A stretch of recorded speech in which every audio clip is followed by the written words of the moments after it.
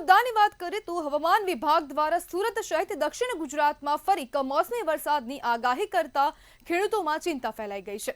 ખાસ કરીને ડાંગરનું ખરીફ પાક હાલમાં જ તૈયાર થયો હોવાથી ગયા વર્ષ જેવી નુકસાની ફરી ન થાય તેની ભીતિ ખેડૂતોને સતાવી રહી છે। કમોસમી વરસાદથી પાક પલળી ન જાય તે માટે સુરત જિલ્લાના ખેડૂતો રાત દિવસ મહેનત કરીને પોતાનો પાક સુરક્ષિત ગોડાઉન અને જીનિંગ મિલોમાં સ્ટોર કરવા માટે દોડી રહ્યા છે।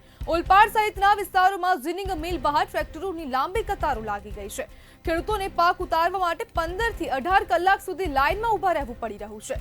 વરસાદ આવે તે પહેલા પાકને સુરક્ષિત રીતે ગોડાઉનમાં પહોંચાડવા માટે મથી રહ્યા છે। જહાંગીરપુરા સહિતના જીનિંગ મિલોમાં રોજના આશરે 200 ટ્રેક્ટર ખાલી થઈ રહ્યા હોવા છતાં માલનો નિકાલ ધીમો છે, કારણ કે વરસાદની આગાહીથી એક સાથે તમામ ખેડૂતો મિલ પર પહોંચ્યા છે। ઘણા ખેડૂતો મજૂરોની અછત અને મર્યાદિત જગ્યાને કારણે પાક ઉતારવામાં વિલંબ અનુભવતા દેખાઈ રહ્યા છે। ગયા વર્ષે પડેલા માવઠાથી અનેક ખેડૂતોના ડાંગરના પાકને મોટું નુકસાન થયું હતું। આ કડવો અનુભવ હજી તાજો હોવાથી ખેડૂતો આ વર્ષે વધુ સાવચેતી રાખી રહ્યા છે।